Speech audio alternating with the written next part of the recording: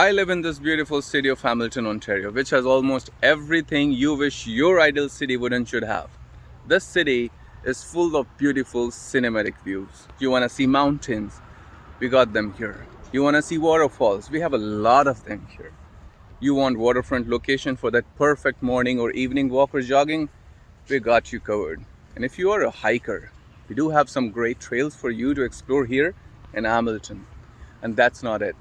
This amazing city is geographically located in such a strategic way that it almost lies in the center of all the major cities in Greater Golden Horseshoe area, which literally means that you could reach to any big city in GTA like Toronto, Mississauga, Brampton, Brantford, Kitchener, Gulf, Niagara Falls, or even United States border within half or an hour of drive at max, which makes it the most desirable city to call home.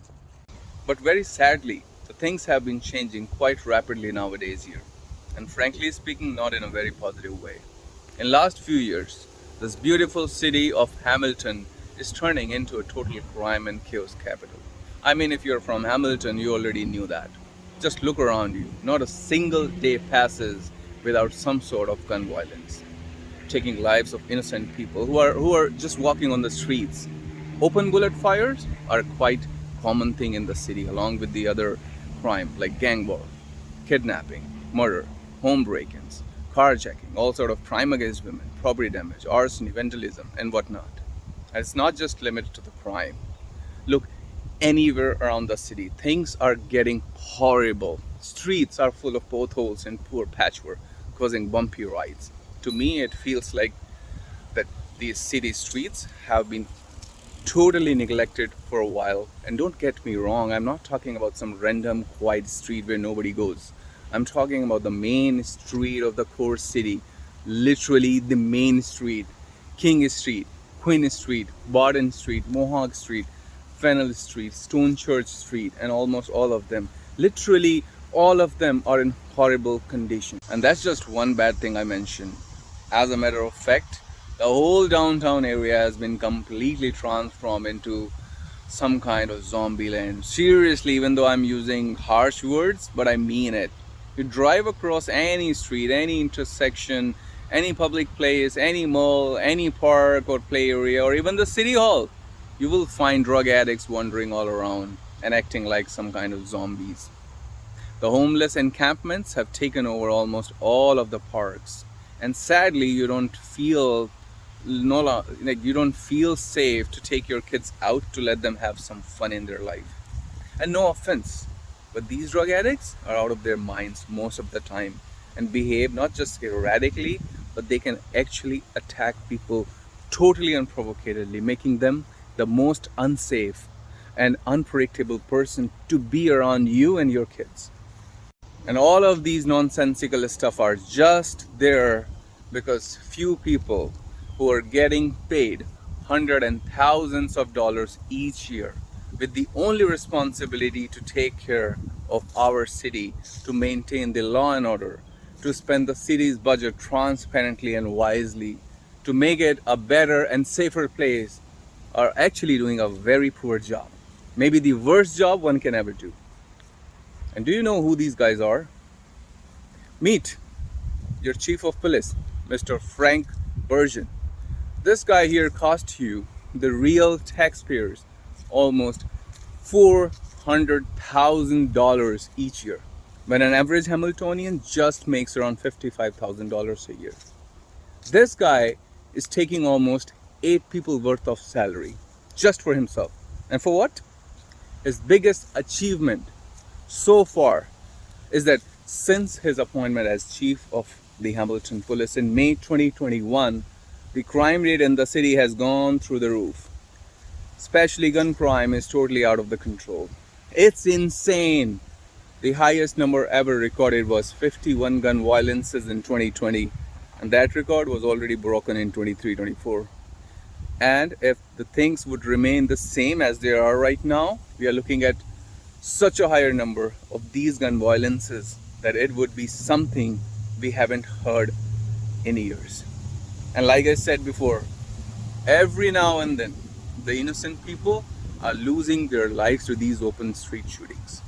Last week, a 26-year-old beautiful young woman, Belinda, who just came from Guyana last year in the search of a better and safer Canadian life, if any, became the latest victim of unprovocated street shooting near Jackson Square Mall.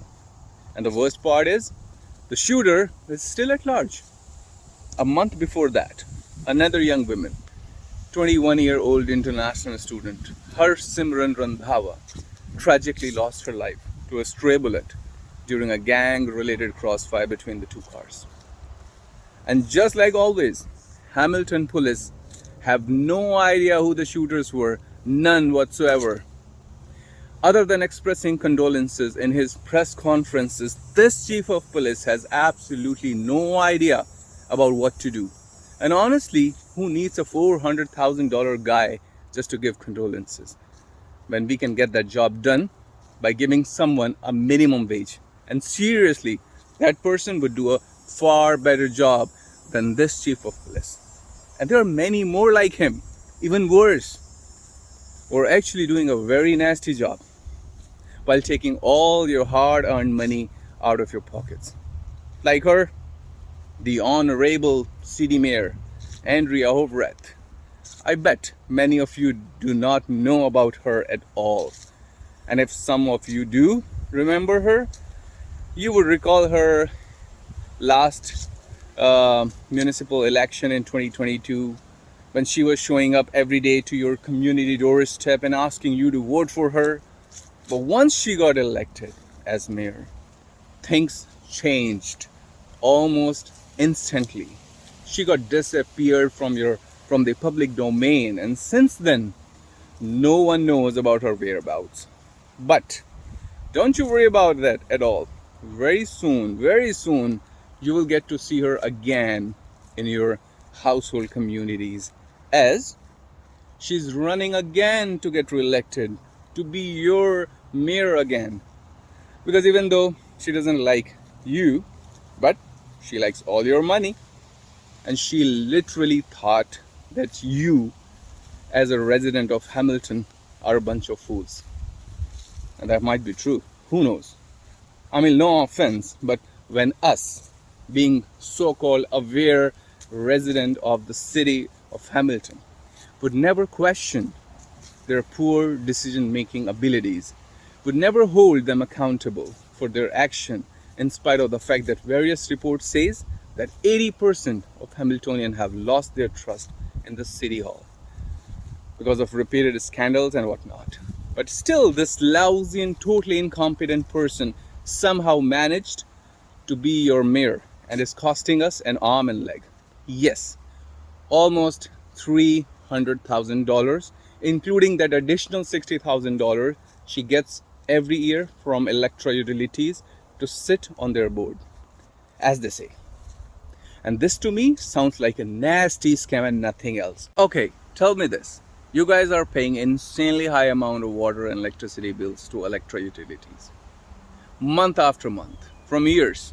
But have you ever got any sort of credit or discount saying that being a loyal customer, you deserve these discounts and lower rates?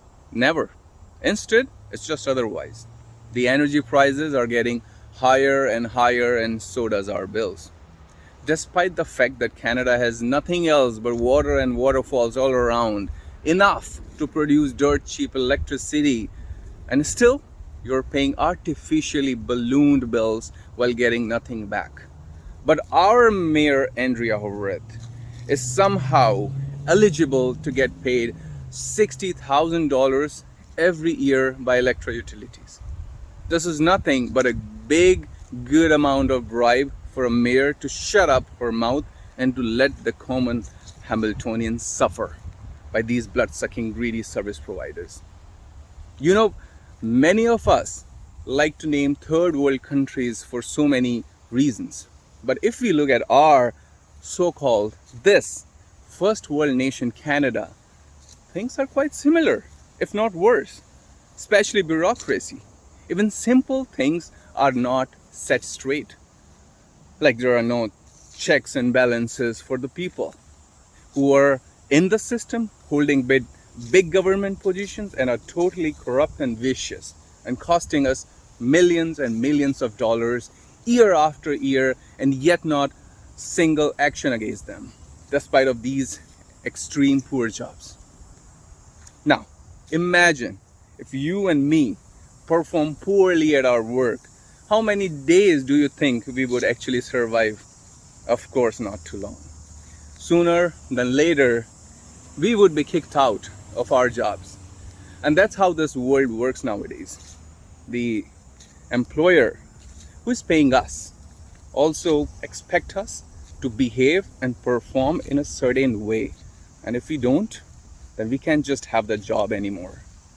But mysteriously, this is not the case with these corrupt government bosses, like our current chief of police, Mr. Frank, who, despite of all his constant inability to perform, got a salary hike of more than $100,000 in last 2 years. Or our Mayor Andrea Everett, whose salary is among the highest mayoral salaries in Canada. And there are many more like them in the system who do not perform, but rather than getting fired, their salaries are getting fired up, along with all the sort of bonuses they get. So, how do you stop this insanity once and for all? First of all, figure it out that who is the actual employer here, the city or you. I'm damn sure it's us. I know it looks otherwise, but definitely it's us. A city is what essentially a bureaucratic system designed to collect, manage, and allocate our tax money for the overall development. But unfortunately, not only are they failing to do this efficiently, but they are also falling far short of our expectation. And that is why it is the high time to intervene now and take control of our tax money before it gets too late. Don't get me wrong, but you guys have all the time in this world to make those Instagram videos where you're whining about your Tim Hortons order got messed up, and oh my god, you were so angry because you didn't get enough meat in your sandwich or enough cream cheese on your bagel. When do you care so much about your $5, $10 or $15 that you can go that extra mile to get that full money of your full value of your money? Then what happened to you when you were being forced, yes, literally forced to spend a significant portion of your tax money, of your paycheck toward those taxes, but still you're not getting the services you are being promised for? Like small things to keep city crime free, drug free, clean, green, and of course potholes and patch free streets. Is that too much to ask for? I think we need to stand strong and stand together to raise our voice loud enough that those who are sitting in the city halls can't turn their deaf ear to our expectations anymore. Do whatever possible from your end. You want to protest? Just do that. Maybe call me, we'll do it together. Or you want to express yourself through social media by making videos and all, like me, of course do that too. Or if you want to see your ward counselor in person to make them realize that how angry you are with them, that would be great. All I am saying is do not sit quiet, because this is about us. This is about our kids and their future. And always remember that the real power is in being united. So just for once and for all, settle down the differences we might have in terms of our skin color, ethnicity, language, accents, or the religion we follow. Just as a common Hamiltonian, just as a common Canadian, come together to make things better for real this time. Okay? And let me know what's your thought on this. Okay? Take care, guys. Take